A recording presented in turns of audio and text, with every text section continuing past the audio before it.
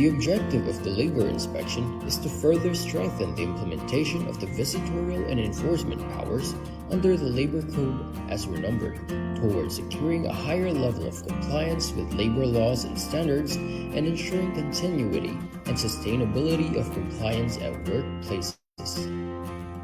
For this purpose, the Department of Labor and Employment delegates this function to the regional offices with the issuance of a list of labor inspectors who are given the authority of conduct inspection, which covers all private establishments, including their branches and workplaces in the regions. The regional offices enforce labor laws and social legislation through the conduct of labor inspection, occupational safety and health investigation, and technical and advisory visit. Special inspections may be conducted as may be deemed necessary. With the provision for mobile devices and gadgets, the DOLE developed an inspection management information system. An important feature of the system is data capture and transmittal from the field in real time, as an electronic checklist is filled up through the use of mobile devices and gadgets. Data are instantly available for viewing and processing to generate reports, statistics, and summons, including real-time monitoring of decent work indicators based on the country's decent work profile.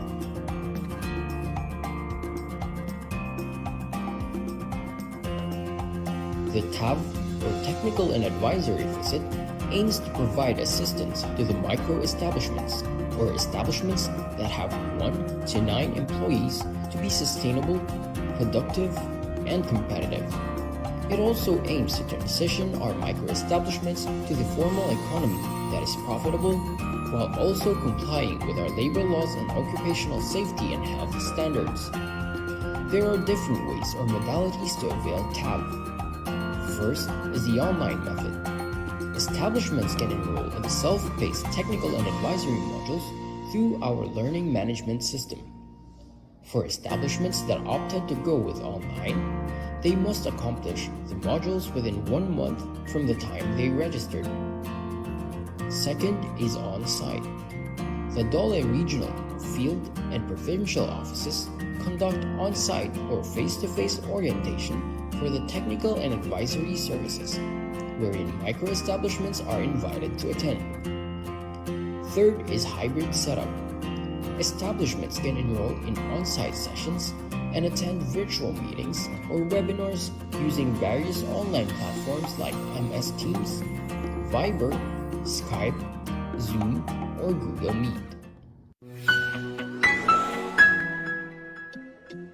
Establishment owners carry a big responsibility to comply with labor laws, including submitting reports and providing documents like payroll records during inspections.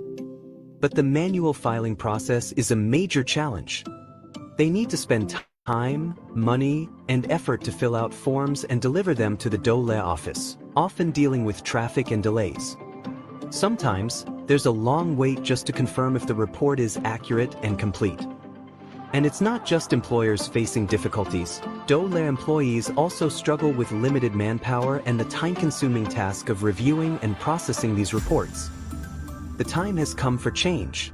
What's required now is a more innovative, streamlined, and efficient process for handling compliance reports. One that will simplify life not just for businesses but also for DOLE employees. Welcome to the DOLE Online Compliance Portal, your all-in-one platform for seamless compliance submissions, designed to make compliance easier and more convenient for establishment owners. Telecommuting reports? Flexible work arrangement submissions? Reporting the 13th month pay? No problem. Even work accident or illness reports and the annual establishment report on wages, everything you need is now in one convenient portal.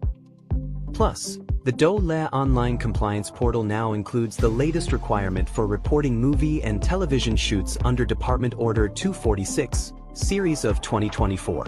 All your compliance needs in one place, quick, secure, and hassle-free. With the DOLE Online Compliance Portal, registering your establishment is a breeze. Our automatic registration system ensures you are instantly compliant with OSH Standard Rule 1020. Once submitted, your certificate of registration is immediately available for download, saving you time and effort. If your establishment has been flagged for non-compliance during labor inspection, don't worry. Required documents can be submitted quickly and conveniently. And if you're missing certain policies, like a mental health program or OSH program, we've got you covered with downloadable templates. Submit these documents directly through the portal, where DOLE inspectors will review, provide feedback, and keep you on track for compliance. With admin access on the DOLE online compliance portal, the labor inspectors can easily review the submitted reports and documents from the establishments. If further verification is needed, they can schedule an online meeting through Google Meet, all within the portal. This streamlines compliance checks, saving time and making the process more efficient for everyone. It's a smarter, more efficient way to stay compliant and keep your business running smoothly. Welcome to a new era of compliance, simplified, fast, and effective with the DOLE online compliance portal.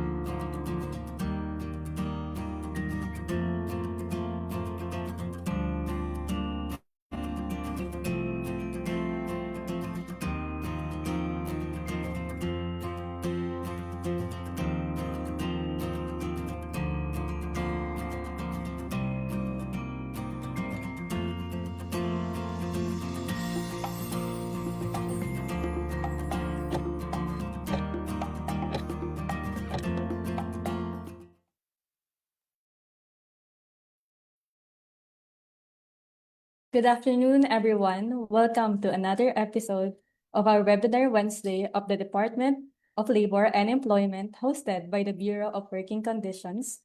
This is Gisa Langon, your host for today's webinar. Last week, on Webinar Wednesday for Batang Malaya, DOLE's Child Labor Prevention and Elimination Program, we learned about child work and child labor and the national commitment to the fight against child labor. As citizens, be informed, take action, and advocate for change. No child should be forced to choose between survival and schooling. Ngayong, sa Season 3, Episode 21, we'll talk about one of the programs of DOLE that is in line with Labor Code of the Philippines, specifically on its visitorial and enforcement powers and the administration of safety and health standards. For today's episode, the resource speaker will discuss the DOLE's technical safety inspection. Pero bago yan, let us start with a short prayer. Aming mapagmahal na Diyos, lumalapit po kami sa inyo ngayon na may pusong puno ng pasasalamat para sa pagkakataong magtipon-tipon sa webinar na ito. Nagpapasalamat kami sa biyaya ng teknolohiya na nagbibigay daan upang kami ay makapag-ugnayan, makapag-aral at lumago kahit na magkakalayo kami. Naway gabayan ninyo po ang bawat tagapagsalita at kalahok upang kami ay makapagbahagi ng mga kaalaman ng makabuluhan at nagbibigay inspirasyon. Tulungan ninyo kaming makinig ng bukas ang isipan at puso, handang matuto mula sa bawat isa.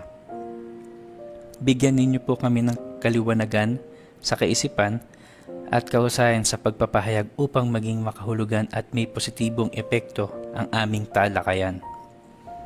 Dalangin namin na ang session na ito ay magtaguyod ng pagkakaunawaan, pagkakaisa, at pagbabahagi ng kaalaman na kapaki-pakinabang para sa lahat. Naway madama namin ang inyong presensya sa aming kalagitnaan na nagtutulak sa isang espiritu na pagkakaisa at respeto. Nagtitiwala po kami sa inyong banal na karunungan upang kami ay gabayan sa anumang pagsubok o hamon na maaari naming harapin sa araw na ito. Sa pagtatapos ng aming pagsasama-sama, naway bitbitin namin ang mga aral na aming natutunan ng may panibagong layunin at dedikasyon. Sa pangalan ni Jesus, kami po ay nananalangin. Amen.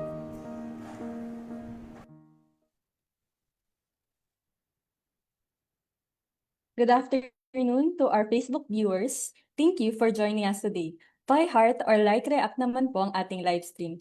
Please hit the follow button on our Facebook page, Dole BWC 1949, to get updated on the latest announcements and to know more about the labor standards and occupational safety and health standards in the workplace. Please share this live stream with your friends, family, and colleagues, and use the hashtag Webinar Wednesday. For questions or clarifications, please use the comment section below the screen and a resource speaker will address them during the questions and answer portion. This is Season 3, Episode 21 of our Webinar Wednesday. Let us dive into the important topic of Technical Safety Inspections or TSI. So TSI focuses on assessing and verifying the safe operation of mechanical equipment and electrical installation in the workplace. Through these inspections, we aim to identify potential hazards, especially those that are not obvious at first glance. By doing so, we help create safer work environment for everyone. Today's session will help you better understand how TSIs are conducted and why they matter. Kaya alamin natin yan at tunghayan. Now, it is a great pleasure to introduce our speaker for today. She is a registered mechanical engineer with a BS in Mechanical Engineering from the Technological University of the Philippines. She has 5 years of experience in manufacturing in the private sector and over 10 years in government service. She is currently a Senior Labor and Employment Officer at the DOLE, Bureau of Working Conditions. Everyone, let us welcome Engineer Maria Cristina M. de Guzman. Hello po, Engineer Teams. Good afternoon po, Miss G. Miss G, thank you po sa iyong introduction. So for today's session, ang i-discuss po natin is on the overview of technical safety inspection. So ang technical safety inspection po, no, isa pong programa siya ng Bureau of Working Conditions ng DOLE, no, sa pagpapanatili na ligtas na gumagana, no, at ginagamit yung ating mga mechanical equipment and electrical wiring installation sa mga establishments. So for the objective of the TSI, yan, katulad nga po na sinabi kanina ni Miss G, no, it aims to determine yung presence ng potential hazard sa mga workplaces natin, lalo na yung hindi obvious, no, yung kailangan is ma-check natin through the testing, no, or through the monitoring. Yan. Isa rin po sa mga objective ng ating technical safety inspection, no, is to recommend, no, once na nagpunta po ang mga inspector natin, isa sa mga goal namin, no, is to advise paano nga ba natin mababawasan yung hazard na na-expose yung ating mga workers. Third po is yung determine compliance with the OSH requirements. Kung nakapagbasa na po tayo ng OSH book, no, mapapansin natin na ang lawak ng sakop ng OSH book.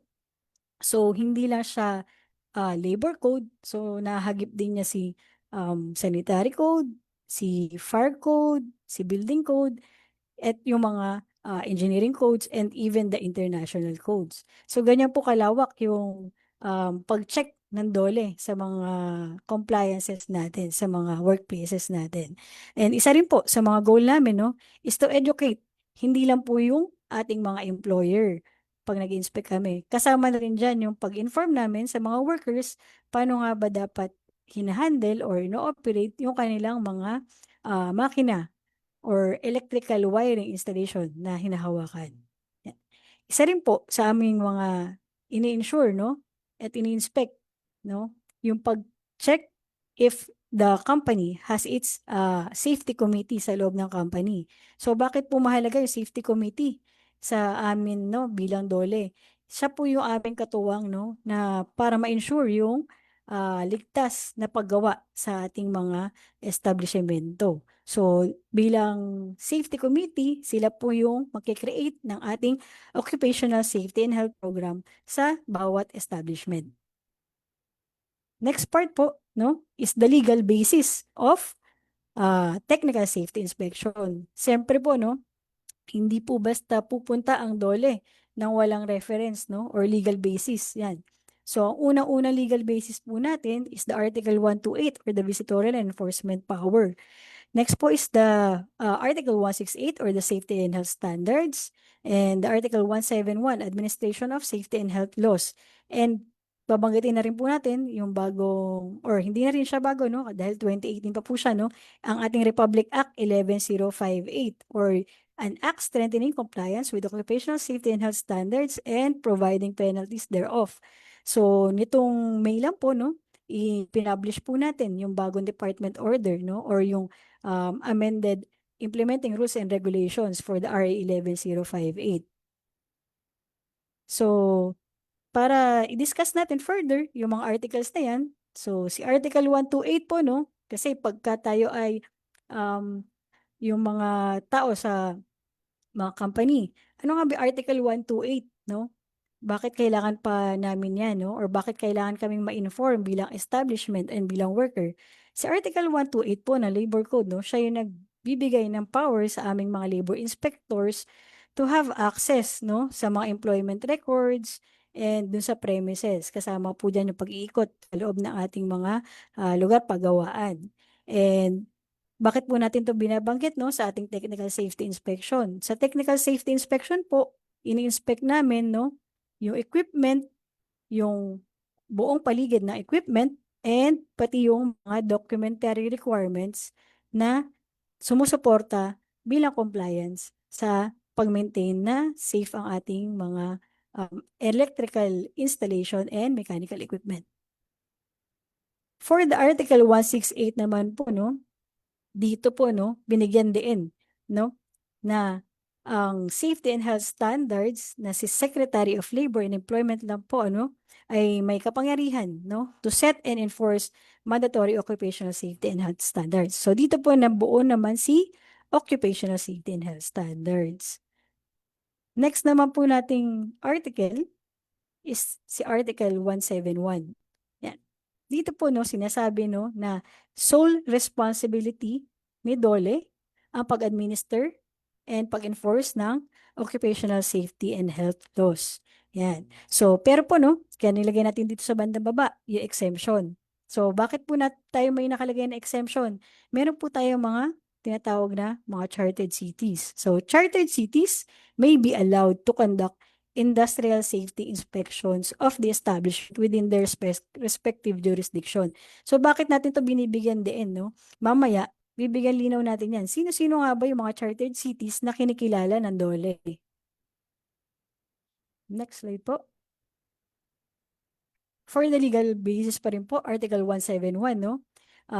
Binigyan din lang po dito, no? Kasi sa part ng technical safety inspection, sa ending po niyan, makaka-receive po kayo ng notice of result and order of payment. So, baka po magkagulatan, no? Bakit nga ba may cost, no, na binabanggit o may binibigay na order of payment ang DOLE? So, dito po kasi, no, may nakalagay na the Secretary of Labor may, through appropriate regulation, collect reasonable fees for the inspection. Yan. Lahat po na nakokolekta ng DOLE, no, is dinideposit din po sa ating National Treasury. So, bibigyan din lang po natin na kung sakali man po na maniningil ang DOLE, lagi po yan dapat may kaakabit na order of payment at official receipt. Next part po, no, isa din po sa mga legal basis namin, no, since yun yung laban ng labor code, no, na-discuss na natin. Ito naman pong dalawa na nakikita nyo sa screen niyo, itong color white, no, the Revised Technical Safety Inspection Manual. Ito yung manual na ginagamit po ng aming mga technical safety inspectors sa DOLE. While ito naman pong color yellow, no, ito po yung ating ginagamit na occupational safety and health standards na guide ng ating public, no, sa pag-comply dun sa ating requirements. Next po, dadako na po tayo, no, dahil bilang public, ang inyong pagtutuunan ng pansin is itong occupational safety and health standards. Sa loob po na occupational safety and health standards, may iba't iba po tayong rule, no, na napapaloob dyan. And ito pong nakikita nyo sa screen niyo yung ilan sa mga technical rules na nabanggit sa loob ng OSH book, no? So, si Rule 1160 pertains to boiler. Rule 1170 pertains to the unfired pressure vessel or yung mga pressure tank sa inyong mga companies. Rule 1180 naman po is para sa mga inyong internal combustion engine or gensets within the company. Rule 1210 para sa inyong electrical wiring installation or electrical safety. Rule 1220 is for the elevator and other related lifting equipments. And Rule 1240 is for the power piping lines, no? And Rule 1190 naman po, no, dinagdag po yan and na-revise din po under the DO 71-04 ang ating turbina. Yan, for the power plants, specifically for the power plants po yan. So, yan pong ating legal basis din, no? Yung mga nasabi kong rule, lagi po yang nagre-refer dito sa dalawang RA na nasa baba. Itong RA 7920 or the New Electrical Engineering Law and the RA 8495, an act regulating the practice of mechanical engineering in the Philippines. So, si Electrical Engineering Law, meron po siyang nilabas din na kanyang code or yung Philippine Electrical Code. While the mechanical engineering naman po, yung practice of mechanical engineering, ang mechanical engineering code naman niya is the Philippine Mechanical Engineering Code.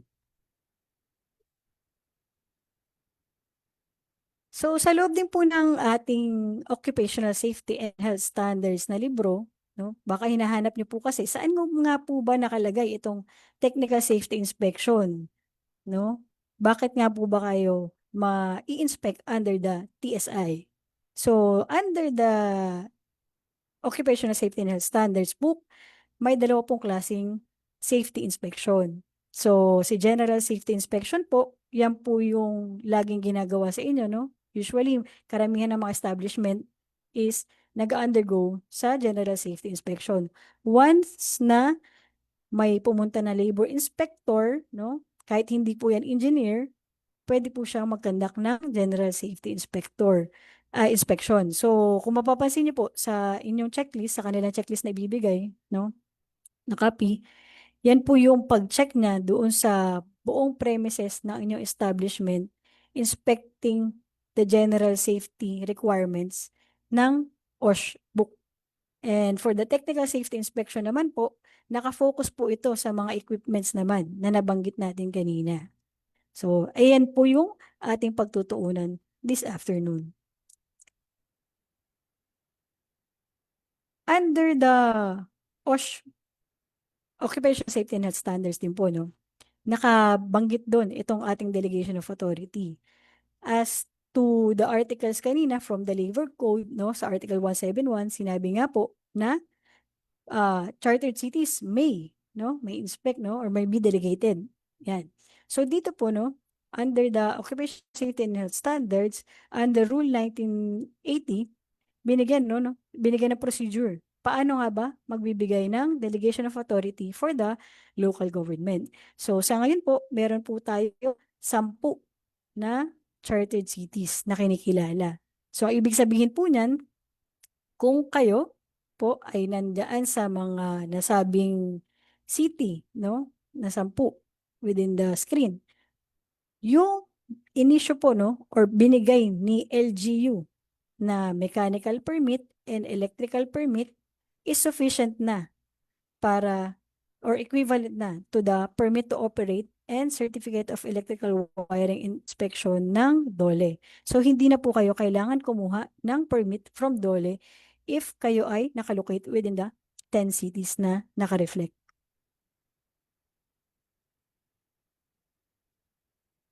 So, sino-sino nga po ba, no, yung mga i-inspectin namin for the technical safety inspection? Yan. Dahil may 10 ng may 10 na tayong nabanggit na city kanina. So, dito naman, lilinawin natin, no, kasi baka mag-alala yung lahat na, oops, meron akong boiler, meron electrical wiring installation. Kailangan ko bang mag-comply sa DOLE for the technical safety inspection? So, dito po, meron tayong 4 na industries, no, or enterprise na binabanggit, no, for the coverage of technical safety inspection. Una-una po dyan, itong industrial enterprise. Ito po yung engage in any manufacturing of goods or products, no, or yung mga processing po. Yan, any activity related po dyan, papasok po siya sa industrial enterprise. Ibig sabihin po, kailangan kayo mag-comply on the requirements of permit to operate and certificate of electrical inspection. Next naman po is the agricultural enterprise. Ito po yung mga forestry, logging, yung farming, yan, cultivation and tillage ng growing, harvesting with mechanical equipments. Yan, yung industrialized. Pangatlo naman po is itong ating steam, gas, and other electric generating plants. So, lahat po ng power plants, no, covered nitong ating technical safety inspection. Kasama po yung kanilang maintenance and repair shops. Ang pang-apat po, no, ang pinakalas sa ating coverage is the oil refineries and depots. So, lahat ng mga oil refineries and depots ay covered ng technical safety inspection. So, sino-sino po ba yung mga DOLE, no? DOLE personnel na posibleng pumunta, no? Or dapat pumunta, no? For the conduct of technical safety inspection. So, may dalawa lang po, no? Na authorized na field in the inspector na pwedeng mag-conduct ng technical safety inspector. So, nandyan po yung ating electrical engineer at sila mechanical engineer. So, ano po yung purpose nila? Siyempre, unang-una is to conduct PSI. Pangalawa rin po, no, part din ng accident investigation, lalo na pag either electrical related or mechanical equipment related, yung dalawang engineers po ang pupunta to conduct accident investigation. And part din po na kanilang duty is to recommend, no, yung owner, establishment, regarding the compliance on the technical safety inspection. Bakit tayo may item sa baba na for PME and PEE, no? Tatandaan po natin tong baba na to kasi mamaya on the latter part of the session, mabibigyan natin din saan sila talaga papasok, no? So for the PME or PEE, sila rin po yung nagkakandak ng technical safety inspection with additional duty po. Dito po, no, sa DOLE, sila po yung nagpa-process ng mga plano, no? Sila yung taga-clear. Yan. Sina registered electrical and mechanical engineer, sila po yung possible na mag-check, while si professional mechanical engineer and si professional electrical engineer naman po is may power to check and to clear yung mga mechanical and electrical plans na sinasubmit po sa DOLE.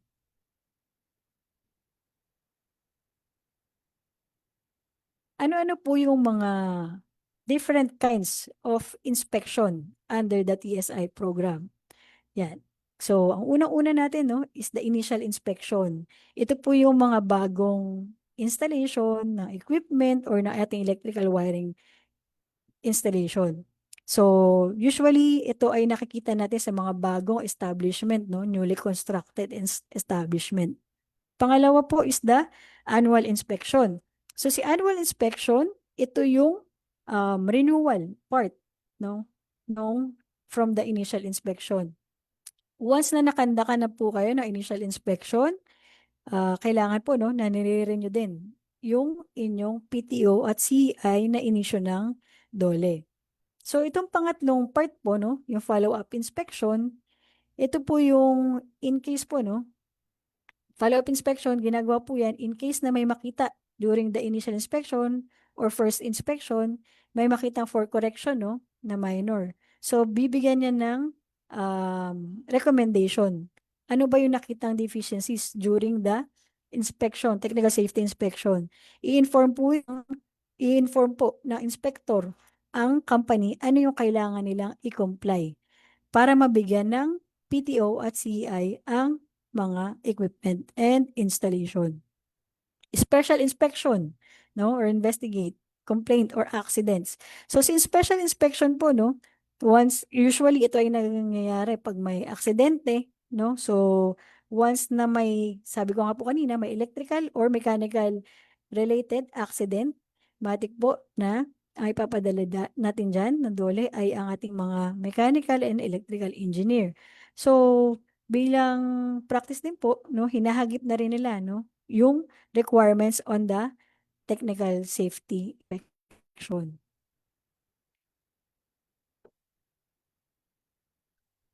So, paano nga po ba pinaprioritize ang pag-implement ng technical safety inspection? So, yung unang-unang priority, no, pag naka-receive po kami ng work accident, no, sa mga kumpanya or even in the social media, pag naka-receive po kami niyan.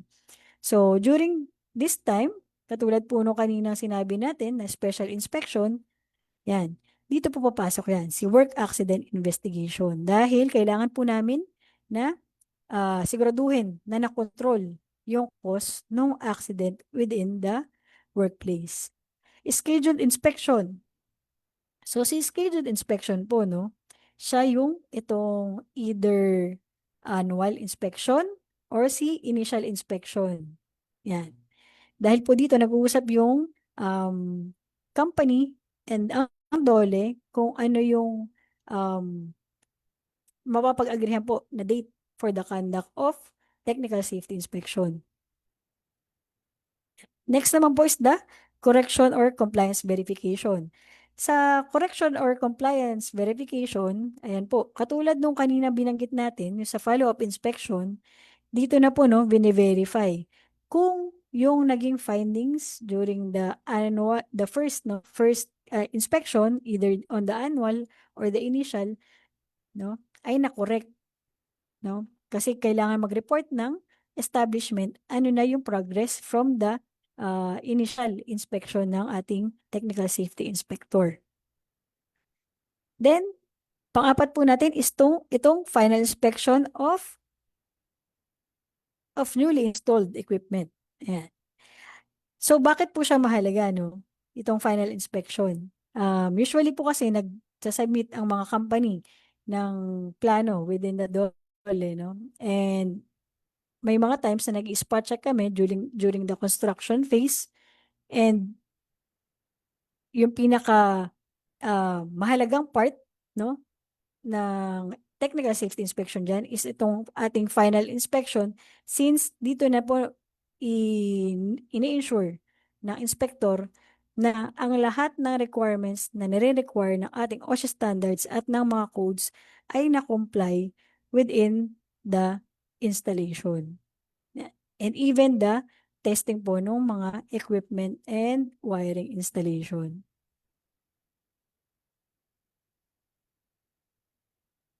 So, ano nga po ba, no, yung ating general requirements? Kasi sabi ko nga po kanina, may mga plano na ipinapasa kay DOLE, no? And isa sa mga requirements natin dyan, no, yung documentary requirements. Ito yung pinakaunang-unang initial pa lang, no? Unang-unang requirements natin para makapag-comply kay technical safety inspection. Dito po, no, kailangan nyo mag-prepare ng covering letter, no? Dito po nakalagay, sino po ba yung mag-a-apply, ano yung contact number niya. Yan. And kailangan po, meron tayong 3 printed copies. So, hard printed po siya. And isang soft copy in USB, no? Preferably in USB or in CD, kung meron pa. And in portable document format. Yan. And all electrical plans and drawings shall be drawn on drawing sheets according to the standards ng ating code. Yan. So, baka po kasi mag-print tayo in A4, so ibabalik po yan. So, kailangan guided po tayo ng electrical code and mechanical code natin dyan. And all plans, drawings, and application forms are to be signed by the owner or manager or his or her authorized representative. No? Bilang katibayan na yung pinasubmit po nila na dokumento is dumaan or binigyan ng go signal ng company. And kasama po din po dyan, no, yung signed and sealed ng ating mga PME or PEE, no, rather, dito. Kailangan, kung may sign ni owner, may sign din si professional electrical engineer.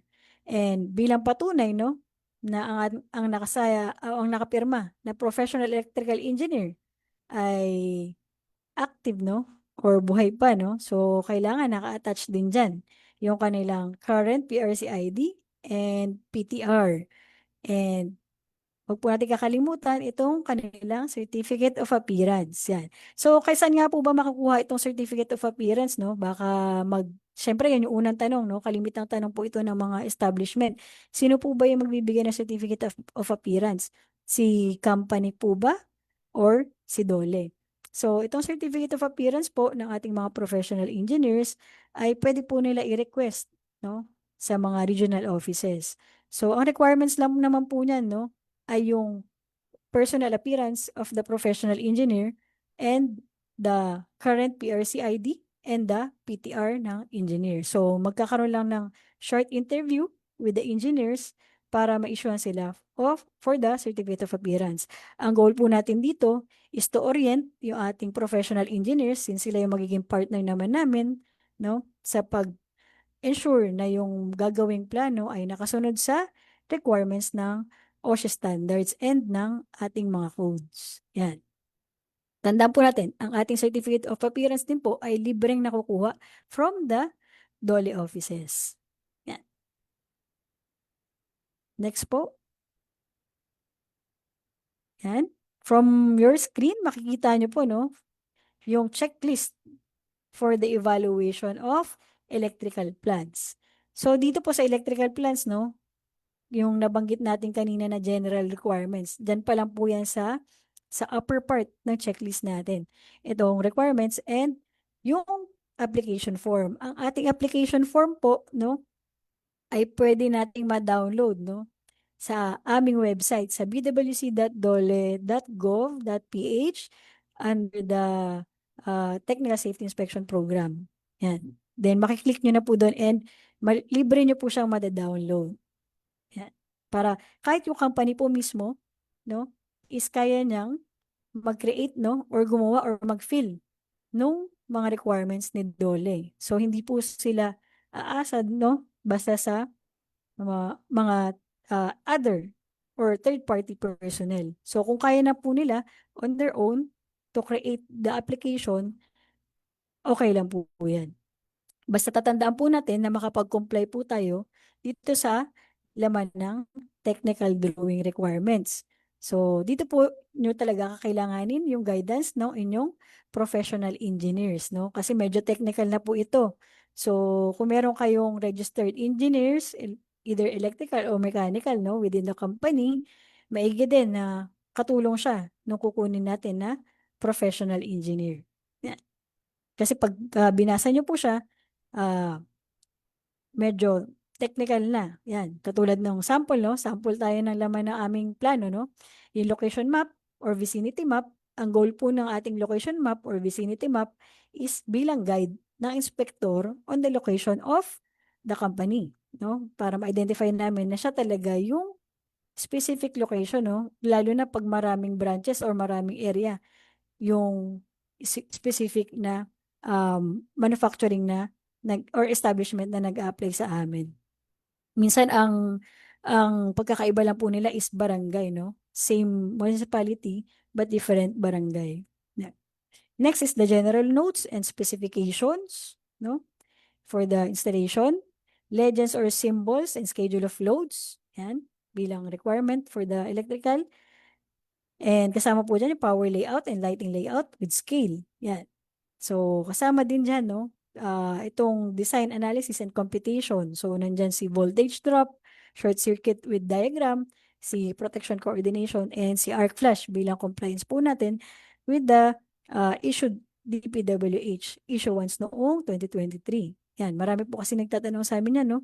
Dati wala si arc flash, ngayon meron na. So, sinunod po natin yung requirement ni DPWH. Katulad po na sinabi ko kanina, ang OSHA standards, no, ay hindi lang DOLE ang reference, no, DOLE issuance. So kung may issuance related ang ibang agencies requiring on that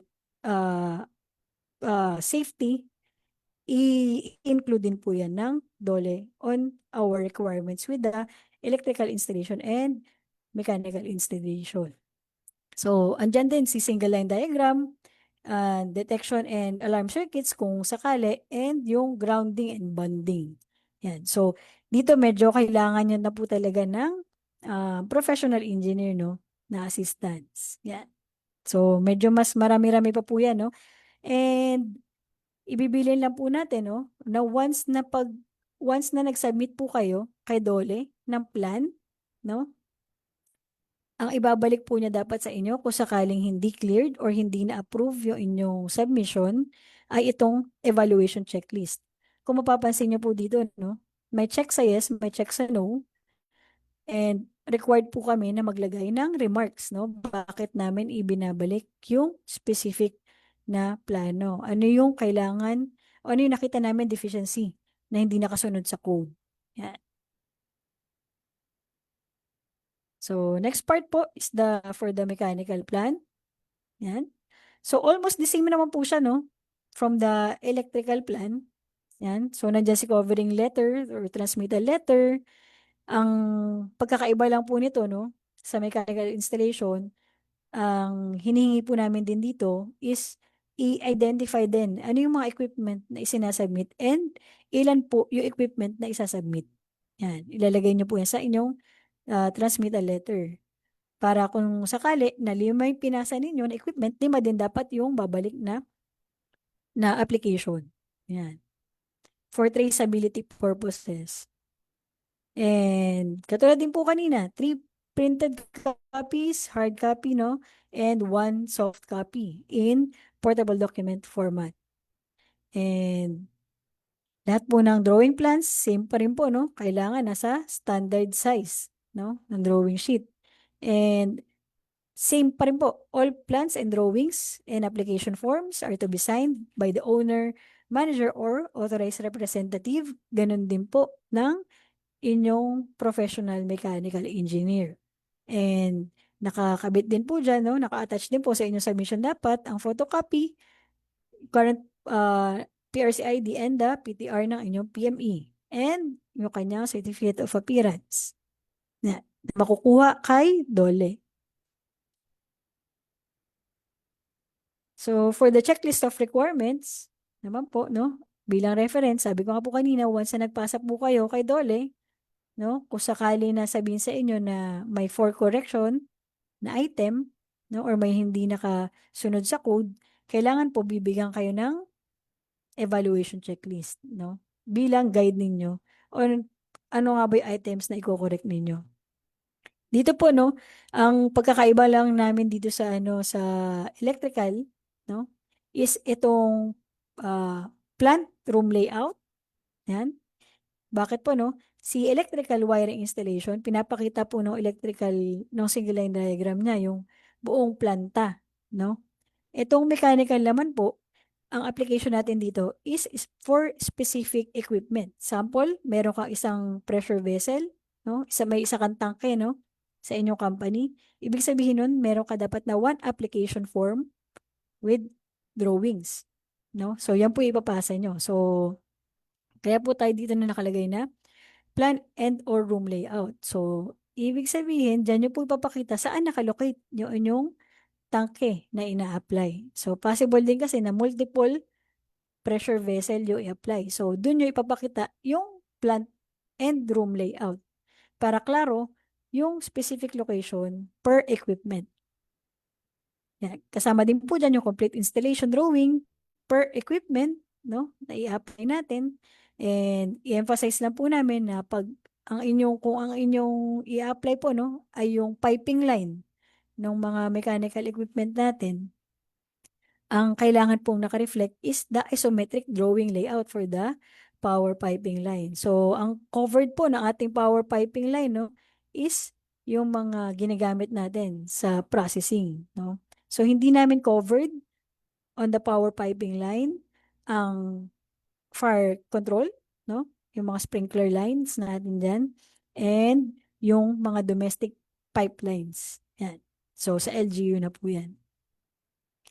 Kasama dyan po, no, yung detailed foundation construction drawing. Yan. Kung mapapansin nyo po sa checklist, may naka-identify po dyan ng mga equipment na nire-require namin ng foundation. So, nandiyan si pressure vessel, si boiler, si turbine, and si internal combustion engine. And kailangan po yung inyong foundation may kakabit din na computation. So, yung computation nyo po ay kailangan nakasunod sa factor of safety na 5 as specified or as required in the Philippine Mechanical Code. Yan. So, yan po yung brief, no? Na orientation do sa requirements namin. No? So, next, once na nakapag-prepare na po kayo ng plano, no? Na ibibigay nyo kay Dole. So, isasabit na natin yan kay Dole, no?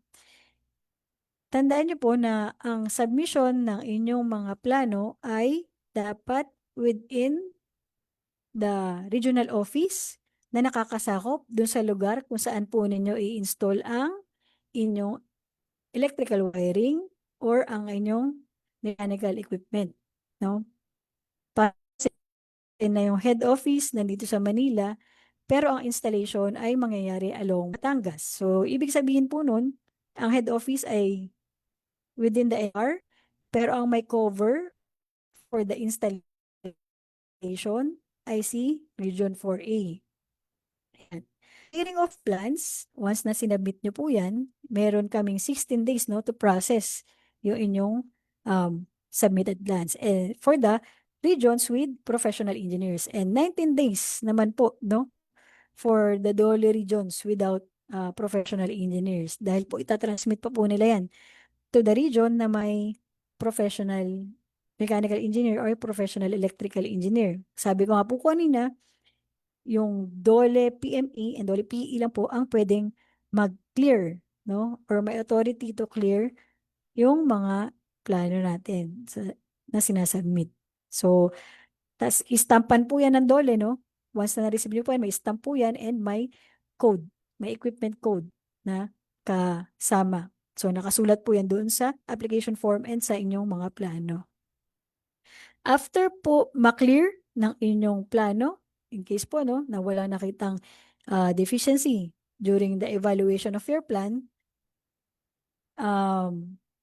i-request nyo naman po kay Dole, no? Sample, Dole 4A. I-request na po, no? Dole Batangas na po, no? Since Dole Provincial Office ng Batangas na, yung pupuntahan nyo.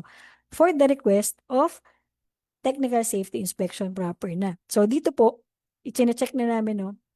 Yung 10 days na yan, dyan na po namin check kung yung pinasa nyo po ba na drawing plan is kapareho nung actual installation. And yung actual installation po ba is nakakomply dun sa requirements ng OSHA standards and ng other codes. Yan. After the conduct of technical safety inspection po, no, ginagawa po namin yan within the 10 days, no, yung pagtatapos po pala na ating conduct of technical safety inspection, dapat po ang end product niyan ay yung inyong notice of inspection result. Mag-i-issue po kami ng notice of inspection result. Kung kayo ba ay i-issuehan ng order of payment at i-recommend po ba kayo for issuance of permit to operate or certificate of electrical inspection. So, yan po yung end product po niyan ha. So, yung unang part po, ang end product po nun is yung inyong cleared plans. Yung pangalawang item naman po, ang end product po niyan is yung notice of inspection result. So, kasabay po niyan or kasunod po niyan, yung pag-issue ng order of payment. So, nandun po, no, magkano ibibigay sa inyo ng Dole kung magkano ba yung na-compute niya na dapat nyong bayaran within the local government unit na nakakasakop sa inyo. Sample po, no, kung sample ka natin kanina sa Batangas, Lipa City. Yan. Since si Lipa City is different from Batangas City, na chartered city natin, ibig sabihin covered siya ni Dole. Kung nakapag-conduct ng technical safety inspection si Dole, no, at nabigyan na ng notice of inspection result yung company, so ang kasunod po niyan dapat na document ay yung order of payment. So sa order of payment po, doon po nakalagay magkano yung total cost na babayaran ng inyong company. So under yung within the company, within the Lipa City, makaka-receive na order of payment. Once na ma-receive po niya yung order of payment from Dole, kailangan po niyang i-check, no? Either babayaran niya kung hindi pa siya bayad for the annual fee, no? For the installation, or minsan titingnan po nila, no? Kung ang usual po kasi is from the business permit, may binabayaran na tayo na mechanical permit and electrical permit. So, titingnan natin yung cost na inisyu ni Dole, sample, ang nilagay ni Dole for the order of payment is 100 pesos and nakapagbayad na kayo kay LGU ng same na 100 pesos. So, yung same na resibo na yun na lang din po yung ipapakita nyo kay Dole. Wala na po kayo ibang babayaran kay Dole.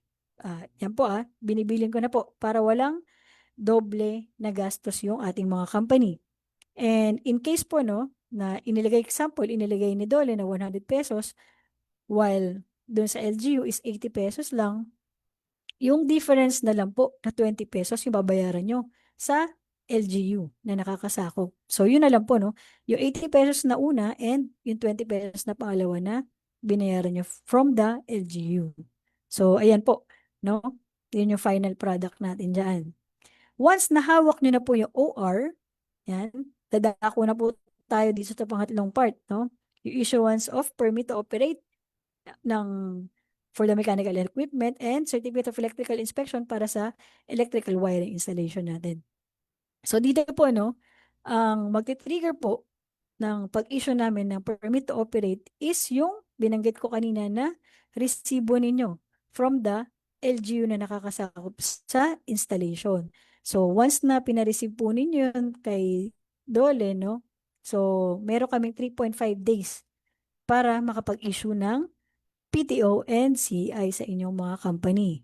So, ensure lang po natin, na sundin natin yung flow nung ating chartered citizens charter. Yan.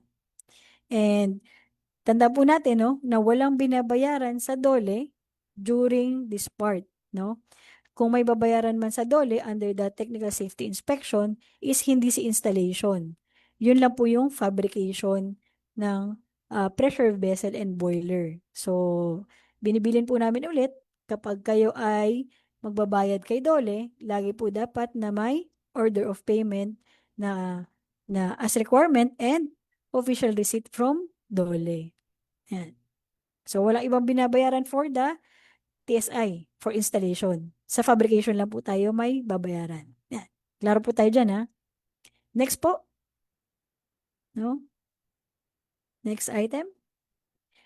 Ano nga po ba yung mga ibang Dole issuances na related sa ating enforcement ng TSI? So, babanggitin po natin itong Labor Advisory number 19.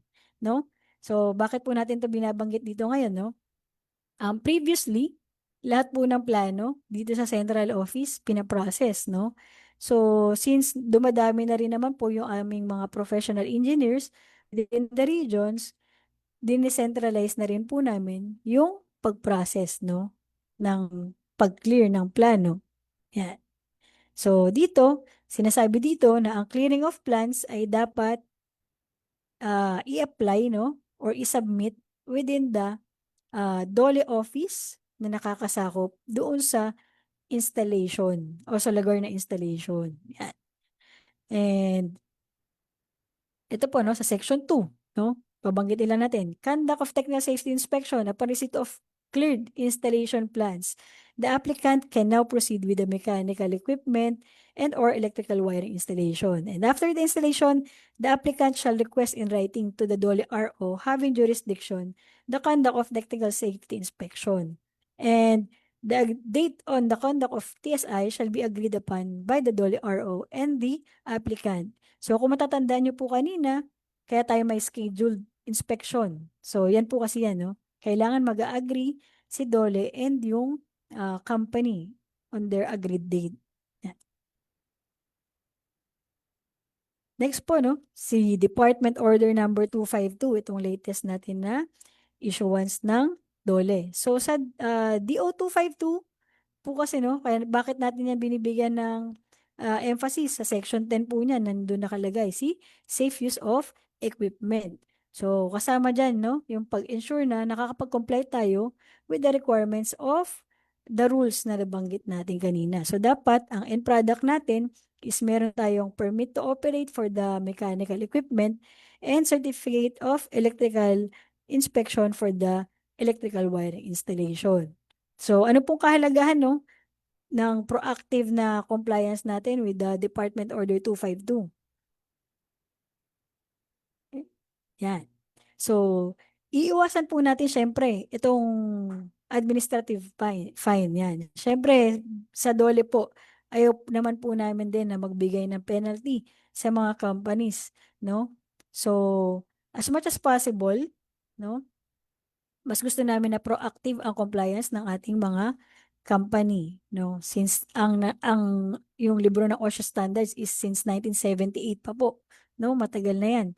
So, I hope na yung ating mga safety officers and ating mga electrical engineers and mechanical engineers sa mga companies is informed, no, sa requirement ng DOLE on technical safety inspection. So, bakit po, no, sa under this 252, kung kayo ay nabigyan ng OSH violation na no permit to operate on mechanical equipment or certificate of electrical inspection on electrical installation, sa first offense may 5,000 po kayo na fine per day. Yeah, so yan po yung magiging ano ninyo. So ayaw po namin din mag-penalize basta. Imbis na i-penalize natin, no, ipangbayad natin sa penalty, ibayad natin for compliance na lang. Yan. Yung pangalawa po, no standard operating procedure for mechanical equipment and electrical installation. So, kanina, no, sa naunang mga slides natin, binanggit ko po na isa din sa mga chine-check natin, no, yung OSH program. Yan. Kasi duty yan ni na safety committee. So, kailangan, doon din po nakalagay yung standard operating procedure para sa mechanical equipment and electrical installation para ensure na ang mga nag-ooperate at yung paggamit niya and yung pag-maintain sa kanya, no, is within the requirements.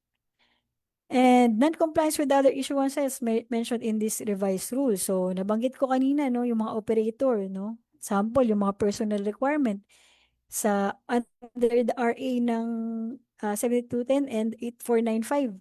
May personal requirement po kami, no? So, kada taas ng kilowatt, no, may number of engineers din po na require within the company.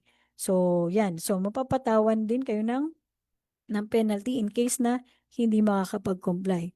So, we hope, no, na within this learning session, na bigyan natin kayo ng brief orientation, no, on the technical safety inspection. So, hindi naman namin na diniscuss yung pinaka-in-depth dahil baka ma-lost yung ating discussion, no. So, basic requirement natin, tatandaan lang po natin, no, ang hahanapin during the labor inspection ng aming mga labor inspector is itong number 1, the PTO and the CEI. And once na ilagay po yan under the notice of inspection result, no, kailangan kayong mag-comply with the plano, with the technical safety inspection ng mga test na equipment, and yung end product na PTO and CEI issued by DOLE. So, yan po yung medyo mahabang process. So, tandaan po natin, under 238 din, meron lang din tayong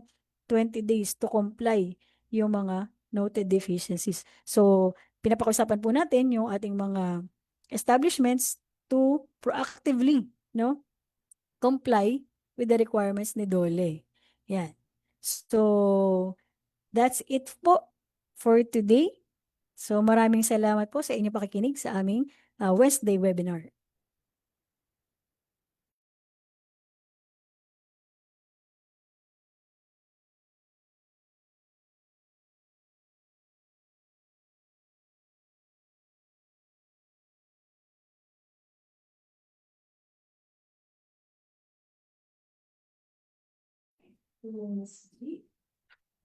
Thank you po, Engineer Teens, for your discussion. And I'm sure our viewers learned a lot from your discussion. And of course, they have questions from the webinar. So now let us proceed with the Q&A.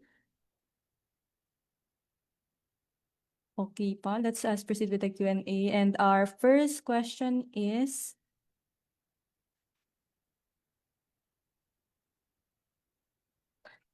Number one questions, are the establishments located at special economic zones or SPESA registered are still required to secure DOLE permits?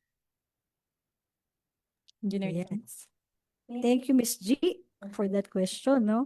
So maganda yung question na po na yan, no? Kasi yan yung laging natatanong po sa amin simula nung dumating kami sa DOLE. Yan. So, ang sagot po namin dyan is, opo, required po, no, na mag-comply with the technical safety inspection requirement yung mga establishment po natin under the PEZA. Yan. Since wala pa pong delegated authority for the PEZA. Thank you po. Okay po, we still have our next question. If we already have permit to operate for generator or boiler issued by DENR, EMB, or LLDA, do we still need a permit from DOLE? Thank you po. So for that, for the DNR, EMB, or LLDA, so kaiba po ang tinitingnan ni DNR po ni DOLE. So if kailangan po ba ng permit to DOLE kahit may DNR na permit to operate, kailangan pa rin po. So bakit nga po, no? Lilinawin natin. Si DOLE po, tinitignan niya yung operation ng equipment, no, for the workplace. Ang epekto nun is on the workers. Si DNR naman po, tinitignan niya yung operation ng equipment, no, in effect on the environment. So, yan po yung pagkakaiba ng mandate ni DOLE and ni DNR. Kaya po, required na magkaroon pareho ng to operate. Okay po, Engineer Tins, for our next question, we are under government before and now we are operated of private industry. Do we still need to apply for PTO and CEI? Yan. For the previous government office na ngayon ay na-convert na into private, no? Na privatize na. Yes, kailangan pa rin pong mag-apply, no? Since nasa private industry na po kayo, no? For the government po kasi offices, no, hindi siya covered ni DOLE. Yan. So, ang nagko-cover for the requirement of the mechanical and electrical equipment of government offices is the LGU kung saan po siya locate. While for the private establishment naman po, or the private industry po, no, meron kayo kay DOLE and meron din po na from the LGU. So, yan po yung pagkakaiba nila. So, for government, hindi siya sasakupin ni DOLE. While kung ikaw ay na-privatize na, masasakop ka na ng mandate ni DOLE. So, yes po.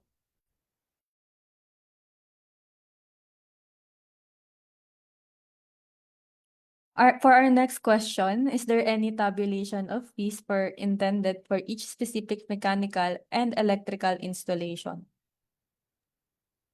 Ayan. Ayan po. Yung nabanggit ko kanina na laman na order of payment, no? After the inspection.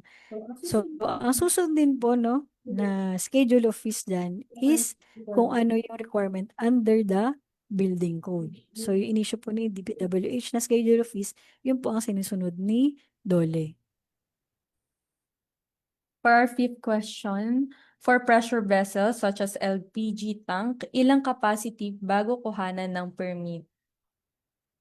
Yan. For the capacity, no, yung volumetric capacity, wala tayong specific na, no. So, any capacity, basta po gumalaw yung operating pressure niya sa atmospheric, no, kailangan na po siyang kuhaan ng permit to operate. So, yung pressure ng equipment ang magdidikta kung siya ay kailangan ng PTO or not. So, pag atmospheric, automatic, hindi po required. Pero kapag gumalaw po yan from the atmospheric pressure, required na po siyang magkaroon ng PTO. For our sixth question, is there a minimum KBA rating for genset to be included in the inspection? For the generator set, no, or for the internal combustion engine, so lahat po ng internal combustion engine ay required na magkaroon ng permit to operate. So kahit gaano po yan kaliit, no, under the DNR kasi may 15 kVA yata sila na exemption. So for DOLE, wala po. Yan. So lahat ng internal combustion engine ay kailangan kuhaan ng permit to operate under DOLE. Okay po, Engineer Teens, we still have our next question. A certificate of appearance from RO7 can be applicable to all regions. Ayan. So, may mga instances po, no, na yung mga professional engineers natin, sina PE, makukuha nyo ng mga PE or PME, no, is possible na from other regions. Sample, si RO7 nga po, no, nag-render na service sa isang establishment dito sa 4A.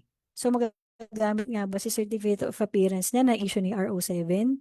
So, magagamit po siya.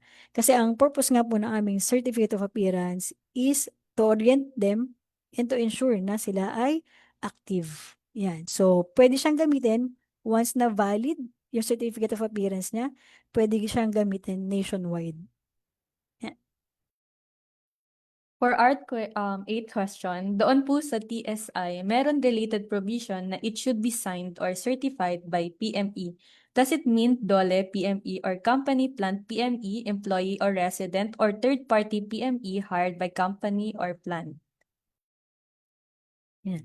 So, si PME po dito, no, yung PME na pipirma ng inyong plano and ng mga test certificate po ng inyong equipment, no, is pwedeng yung inyong resident, PME, from your company, so organic employee from your company po, no, or from a third party, kung sakaling wala po kayong resident PME sa inyong company. Yan. So, si Dole po na PME, hindi po siya yan. Ang pipirmahan lang po ni Dole na PME is yung cleared plans. So under the stamp na area lang. So any document aside from that, yung inyong contracted PME na po or yung inyong organic PME.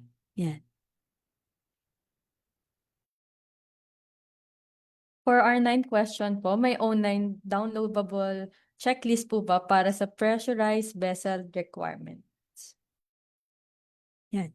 Yung kanina po, no, na binigay namin na general requirements and yung laman din po ng checklist na evaluation namin, downloadable po siya sa aming website na binanggit ko din kanina, yung bwc.gov.ph. So under the technical safety inspection, doon nyo po madadownload lahat ng document related sa technical safety inspection. Yan. Sa upper part po yan, makikita ninyo sa website po namin. And this will be our last question po for PEZA. Is the OR paid for mechanical and electrical application to PEZA OBO can be used to pay for the DOLE applications for mechanical and electrical? Ayan po, katulad po ng nabanggit ko din kanina, no? Para hindi po doble-doble yung bayad ng ating mga establishment.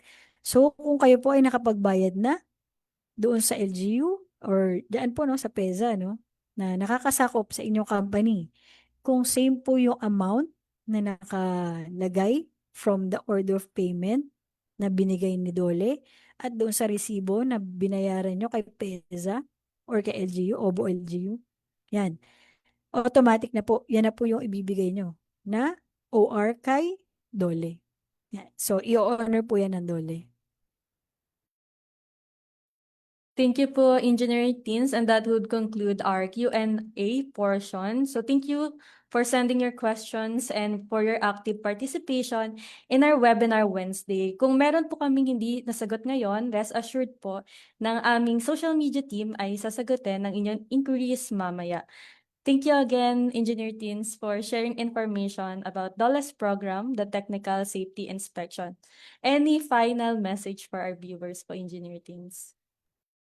Yes, maraming salamat po sa inyong pakikinig, no, sa aming webinar Wednesday. And katulad po na sinabi ko kanina, no, ang gusto po ni Dole, no, ang pinapakiusap ni Dole is yung inyong proactive compliance with the Dole requirements. So kasama na dyan ang aming technical safety inspection.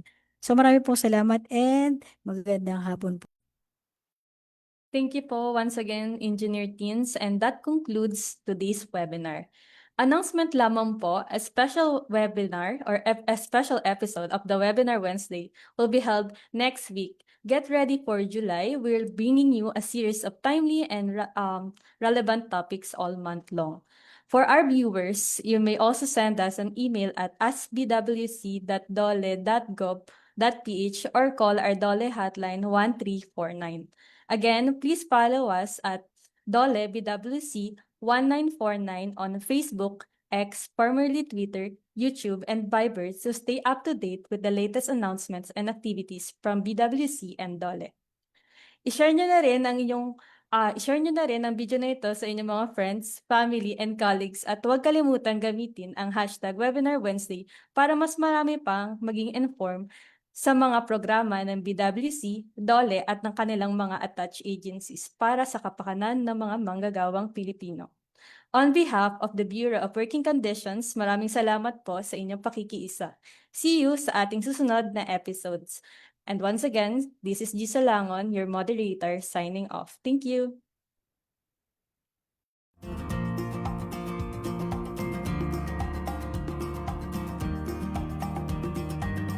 Para sa mga katanungan at karagdagang impormasyon, maaari po tayong tumawag sa Dole Hotline 1349 o sumubuni sa mga Dole Regional Field Office na nakakasakop sa inyong lugar paggawa.